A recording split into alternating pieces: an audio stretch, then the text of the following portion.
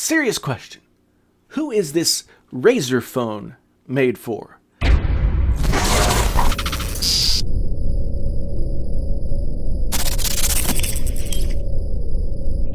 Hey folks, my name is Jason, sometimes known as the JTL. This is Painfully Honest Tech. If this is your first time here, perhaps you'll consider subscribing so that you can come back and see me again.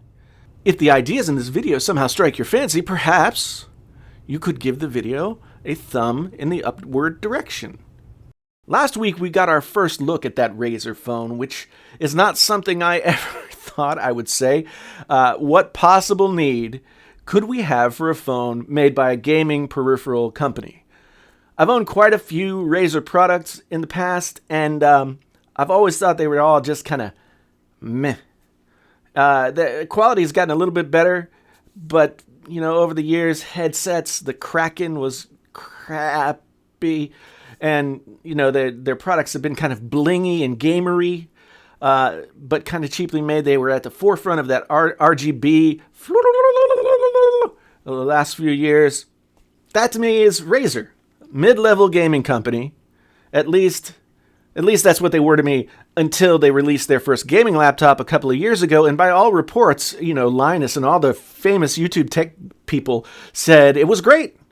Well made, well spec'd, solid offering, expensive as hell, but a quality product. And I thought, hey, maybe Razer's made a turn for the better. So I heard they're coming out with this phone, and they bought this company NextBit a while back. If you don't remember NextBit, that company had a phone called the Robin on the market a couple of years ago that was Robin's Egg Blue with some white accents, all squared off and angular. It looked like, I think it might have been made of plastic. I don't really know. Never saw one in the wild. It was different than anything else on the Android market at the time. It was kind of a cool idea for a phone, but it didn't sell, so they died and Razer bought them. And now, from the ashes of NextBit, comes the Razer phone. The specs of this phone, okay. This is when I started to really pay attention. We got a 120 hertz screen. We got Dolby Atmos THX certified dual front-facing speakers. We got the Snapdragon 835 with 8 gigabytes of RAM. 12 megapixel camera. 12 megapixels. Dual cameras, 4,000 milliamp hour battery for, as they say in their marketing copy, all-day power. 64 gigs of onboard storage, micro SD, up to 2 terabytes, if you could ever find anything that was like that.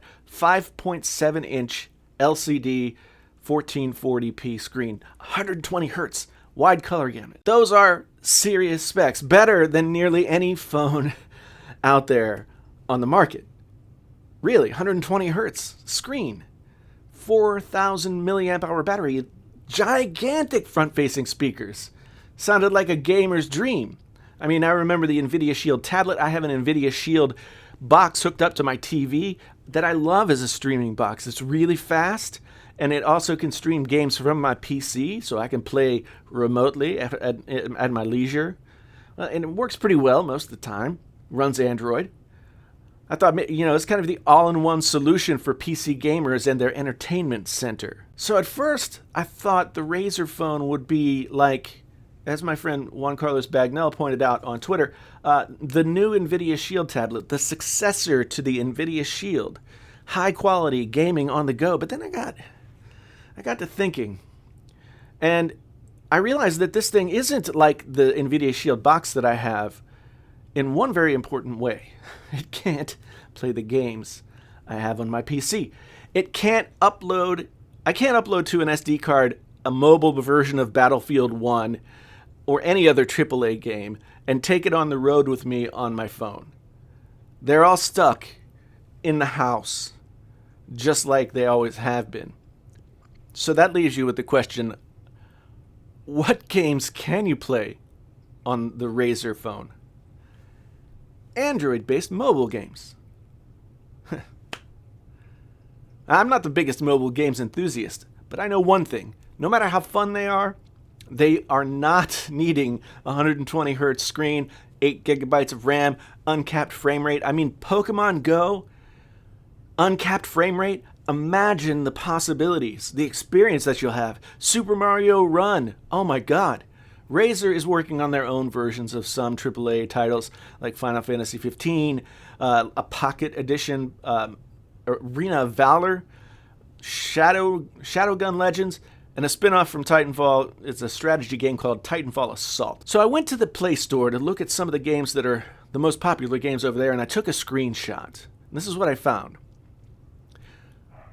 I'm not the first person to notice that the games that are offered on the Play Store are not exactly beastly CPU crushers. These are games that you play while you're on the bus or on the toilet, okay? These are not gamer games. If you don't have a way to port AAA titles for hardcore gamers, Razer's established market, the ones that they want to play, why would any hardcore gamer spend $700 on a Razer phone if all it can do is play Candy Crush Saga, which is still the #1 game in the Play Store? The only reason I can think of for that crowd is because it's Razer. It'll fit in with all their other peripherals and be a pretty good phone to boot. So it's a weird product, maybe a great product. Powerful, everything you'd want in a flagship Android phone, and then some, but it's being marketed to gamers for gaming. I bet there's a lot of people out there who would buy the Razer phone just because of the specs and its understated, sort of square and weird looks. That's one of the reasons that I'm really interested in it. But let's not fool ourselves here. The Razer phone is not made for me. The Razer phone is not made for gaming.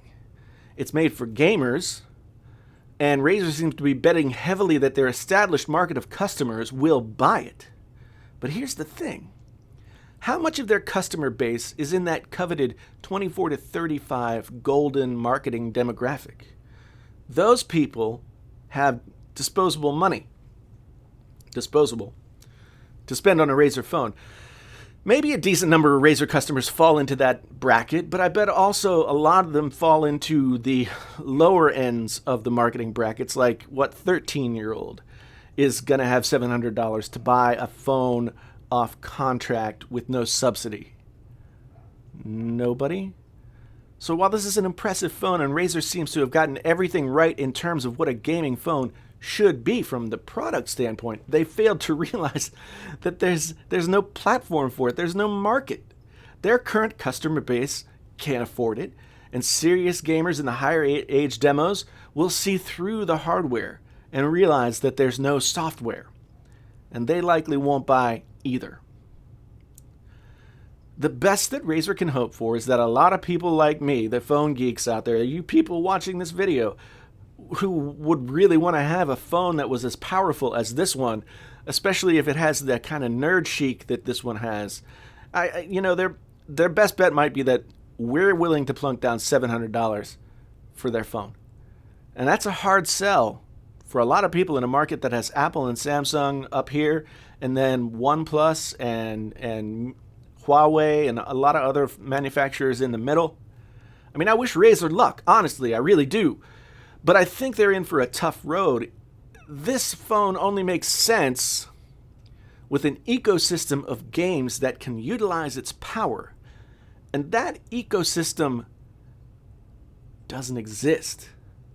That leaves the Razer phone as a product in need of a platform. Not a great combination for a fledgling product, even if it is from an established company like Razer. So what do you think? Tell me down in the comments. Are you interested in the Razer phone? Are you interested in playing mobile games on a phone of this, that has this chutzpah? Let me know down in the comments. Otherwise, thanks for being here. For those of you who are new, thank you for being here. For those who've been here for a while, I really appreciate it. My name's Jason, sometimes known as the JTL. This is Painfully Honest Tech, and my thoughts about this Razer phone. Until the next time, I'm out.